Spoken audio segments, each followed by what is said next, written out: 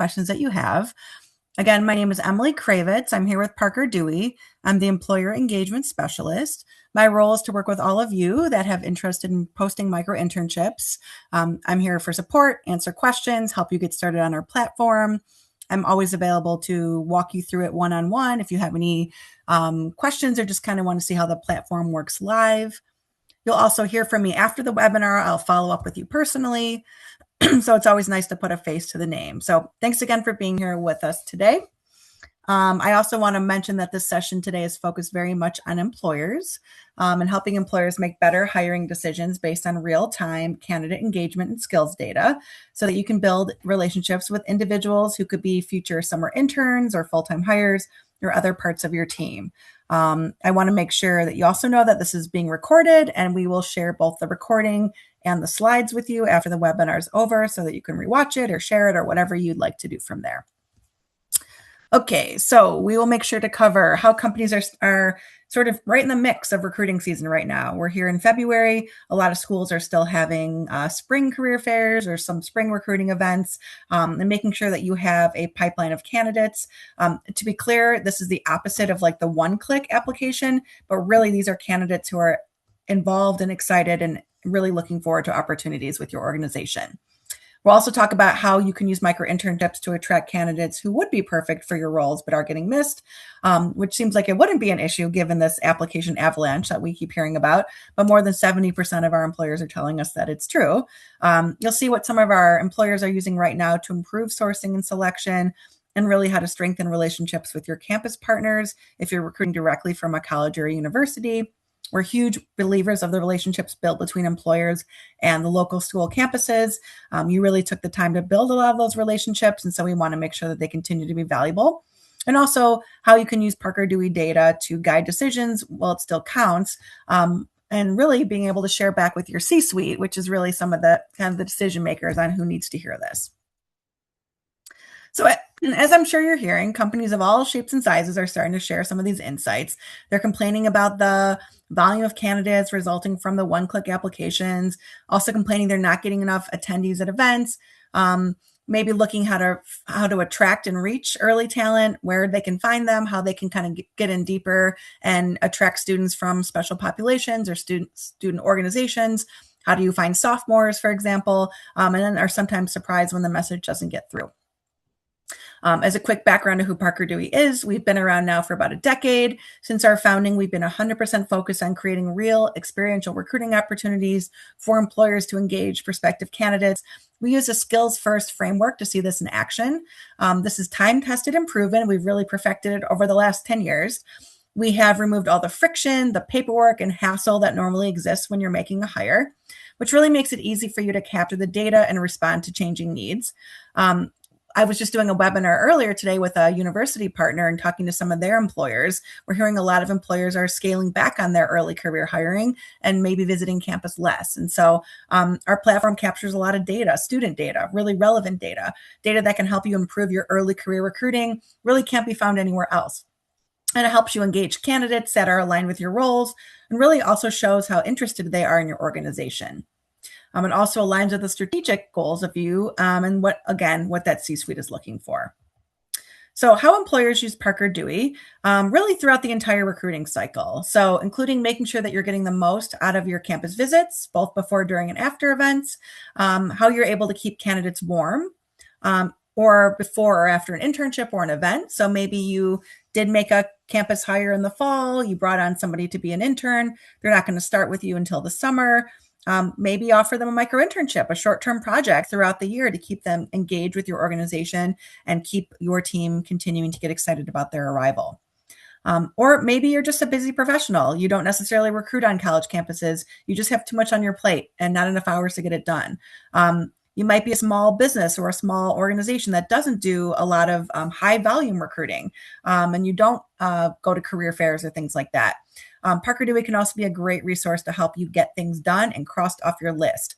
I was just talking with a nonprofit earlier in the week, who's going to be bringing on a micro intern to help prepare for their annual fundraising event. In this case, they hired a graphic design student. They will be focusing on putting together an annual program for them for this event. And so the deliverable is the actual designed program that the nonprofit's able to utilize without having to bring somebody permanently onto the team. So what exactly are micro-internships? You've heard me talk about them a little bit in this presentation so far. As I said before, this is time-tested and proven. We pioneered this term micro-internships. In essence, they are short-term projects, typically between 10 to 30 or 40 hours worth of work. They don't require a ton of onboarding or training. They're really great for those times when you just need help crunching a list or doing competitive analysis or researching if you should be promoting your business on TikTok or Instagram, for example. We really take that paperwork hassle and friction out of the way so that both parties, both the student and you, can learn fast and move fast. But again, these are bite-sized experiences that are both engaging to our career launchers, our college students, driving them to want to learn about your organization, and also keeping them engaged after they've shown interest. It also allows you to quickly see their skills in a way that's not easily captured from just a resume, and before you invest a bunch of time in them. This is really what feeds the Parker Dewey platform and also plugs right into your process without really adding to your workload. As you can see, the investment to get started is pretty small, typically less than $600 per project, usually between $200 to $500 or so. We want to ensure that all students are paid for their work. We make it easy for that payment to happen. We invoice you for the cost of the project.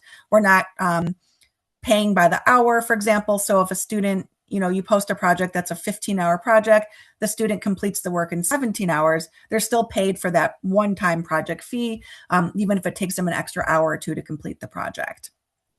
And then again, we will handle the paperwork side for the student. The student remains on our books the entire time. They're not your formal or official employee, so we handle the payment to them after the project is complete. Because they remain on our books the whole time, there's no need to share access to your internal systems. We're not looking for you to open up, the behind the scenes, your client list, donor list, or anything like that. We will help you scope projects that can exist outside of your internal tools. Back to that example about TikTok versus Instagram, I'm working with a small business owner in Florida who is looking to expand the use of social media for his business. He works in his product is in the hospitality space, and he brought on a micro intern who's going to be evaluating and putting together a little research paper for him on the merits of his organization using TikTok or Instagram and helping him understand the pros and cons of each.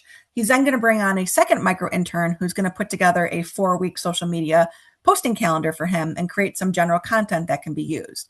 So again, this as business owner is getting information, getting resources, getting materials that he can use, but he's not having to turn the keys over to the student for a 20-hour project to access his accounts or social media or anything like that. His goal at the end of all this is to look at some of these students almost in an audition setting. So he has plans to hire a student for a permanent social media role, and he's getting a chance to see their abilities and skills up front in a 20-hour project before he invests in making a permanent hire. Because again, as a small business owner, he doesn't want to take time for onboarding and training for a candidate that's not going to be a great long-term fit. A couple other primary reasons why companies like to use Parker Dewey.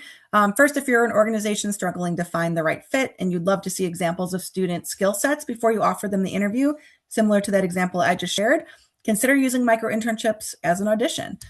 Give a student a 15 or a 20-hour project, shows how proactive they are and their follow-up skills, their attention to detail, and if they're able to stand behind that skill section at the bottom of their resume.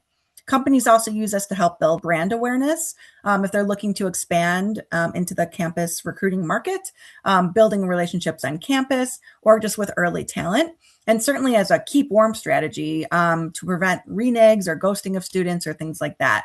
We also see employers of all sizes use micro-internships for on-demand support, similar to that nonprofit that was going to be bringing on a graphic design student to design the program for them. So when you're getting help on a project, you're also getting insight into our candidate intelligence platform. This shows you what some of the data looks like in the system for when employers are looking beyond the individual assessment to leverage it as a key part of the recruiting strategy. Helps, again, build the relationships with the students, getting that skills, really deepening the relationships. And in this environment, it's really key. So here's an example of what it might look like. Maybe you don't have a project top of mind and you're thinking, how can I really utilize this?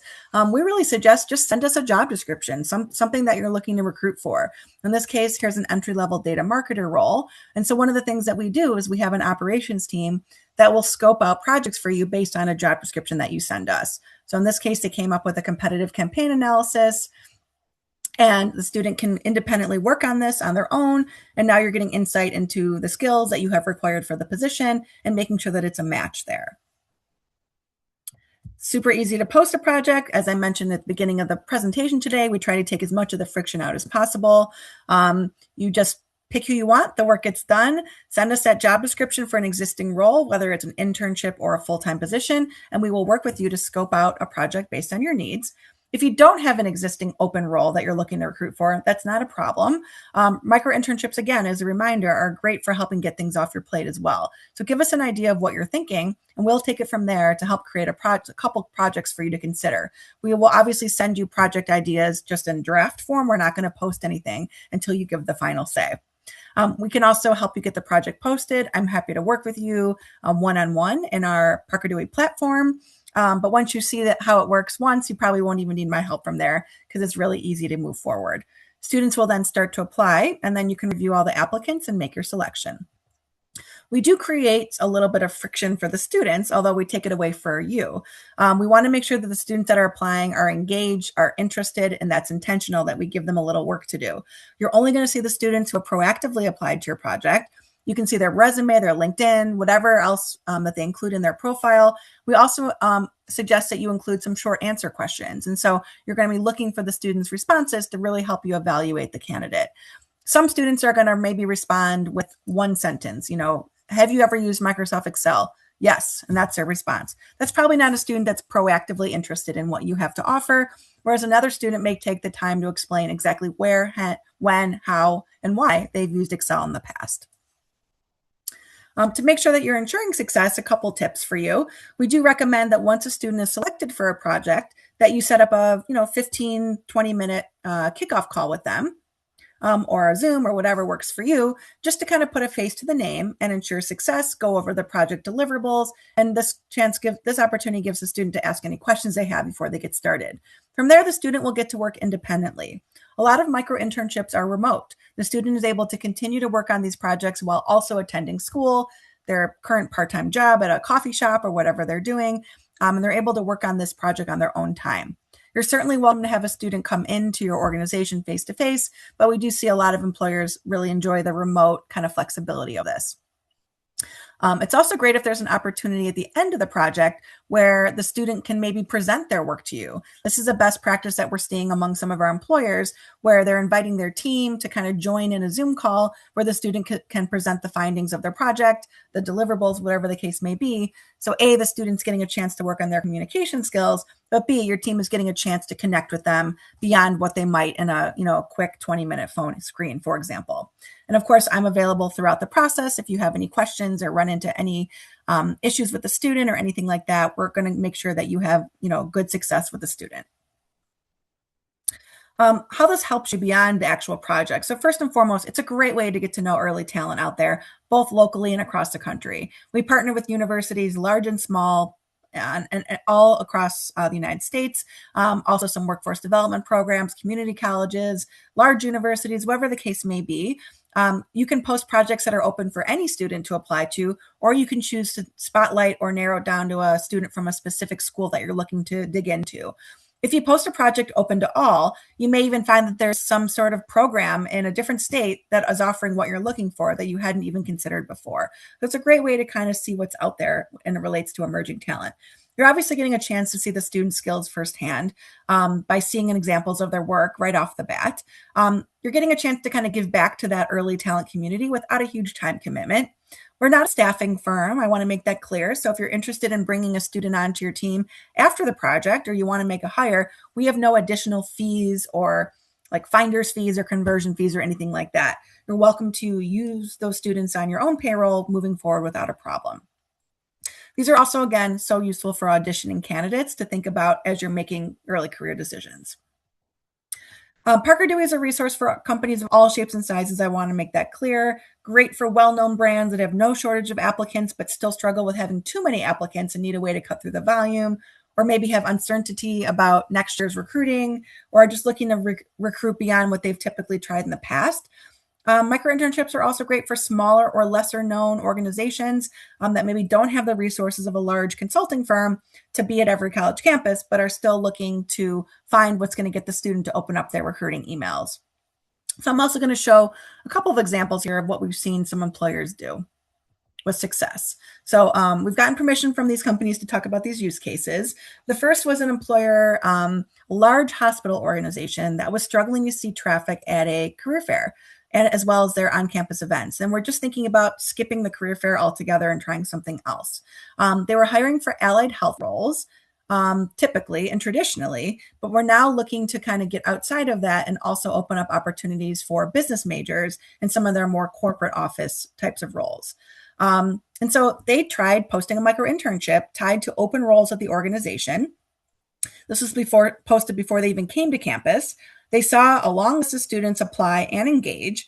And by the time they actually came to campus, they now had a list of students who were interested in what they had to offer.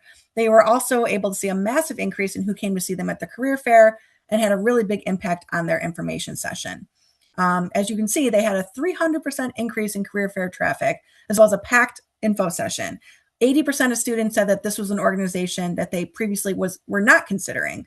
All of us on this call today know that a large hospital organization is a great place for a business student to start their career. But in the students' minds, they were thinking that this organization was only looking for, doctors and nurses, for example. And so they kind of weren't making that connection.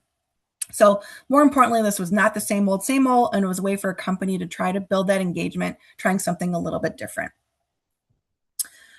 Here's another example. This is a major gym chain. It's a well-known brand in the gym market. But they found that students typically were only interested in their roles at the front desk at the gym and weren't really thinking about them from their corporate office needs. And so they were getting a lot of applications, but they just had misaligned skills. They weren't making sense for the roles that they had. And so they went to a hiring manager in their HR department who had a small project on her plate in the L&D area, and really was going to task a micro intern with evaluating best practices for new hire onboarding. And she just wanted to kind of see what else was out there. So first they posted a project and they got a couple finalists that they were considering for the role. The first was a student from a really well-known university, from an HR major, 3.9 GPA, on paper was golden and kind of had everything the employer was looking for. And here's an example of her deliverable here. It's pretty good, right? If you look at it carefully, are some typos, some grammatical errors, not the world's greatest layout. But again, her resume looked really great on paper. They then had another student who had applied that came from a school that has lesser of a brand name that maybe this organization didn't typically recruit from and really hadn't considered students from before. The student also was not an HR major. They came from a liberal arts background. But you can see in the comparable to this deliverable, it's better laid out. There's no grammatical errors. You can see some skills components here, like empathy, and really able to understand how a hiring manager would want to see a deliverable. And so really good attention to detail here as well. Ultimately, the second student from the so-called lesser school with the lower GPA was actually the one that was selected. And she was able to turn it into an internship with the organization. And a year and a half later, she's still working at this organization. The recruiter told us, they never would have considered the student before just based on her resume. And so they were really pleased to have an inside look at her skill set before making a hiring decision. So you can see the outcome here, 80% faster time to hire, just really great results. And then both students were paid $350 for the project. And so they walked away happy as well. Want to share a little bit of the impact of micro-internships. 80% of the students that complete micro-internships do come from underrepresented backgrounds. You see the average cost per hire for campus recruiting shows real impact, a 40 to 80% savings here. And then look at the retention rates for students who complete micro-internship. It's almost 100%. So by giving students opportunities to work on these projects and paying them to do it, it leads to more time and cost effectiveness for hiring and also creates those really equitable hiring opportunities. Also want to share something called Gigs for Good. It's Parker Dewey's national initiative that helps organizations connect with micro interns at no cost to you. And so you do see a couple of listings here at the bottom. We partner with both states. So we partner with the state of Indiana, the state of Kansas. So if you're an employer from one of those states, you're able to post projects at no cost to you, thanks to generous grant funding. We also partner with different institutions. So we partner with Nova, Bucknell, for example. If you're looking to bring on students from those programs, you can try out a micro internship at no cost. So happy to talk with you individually to see if there's a program that you might qualify for. If you're a nonprofit, we also partner with the DeLuca Foundation as example. That program might be wrapping up at some point in the middle of this year. So would love to talk to you about that and how you might be able to take advantage of no-cost projects. The student is still paid for the project, but it's possible that the foundation that's funding behind would cover the cost for you as you get started. So it's a great way to try out micro internships with really no risk. So to get started, I did include my email here at the bottom of the screen. It's really easy to find me. I'm just Emily@parkerdewey.com. Again, don't overthink it. Just send us a job description or just some ideas for something you'd like to explore a micro intern in, and we can really help you take it from there. And just a great way to connect with students, try something different if you're already actively recruiting on college campuses. And if you're not, and you're just looking to get things done or kind of connect with early talent, short-term projects are great for that as well. So appreciate you all being here today. I didn't want to take up too much of your time, but I'm happy to answer any questions that may come up. I don't see anything in the chat, but if there's anything that anybody on the call has question-wise, I'm happy to answer.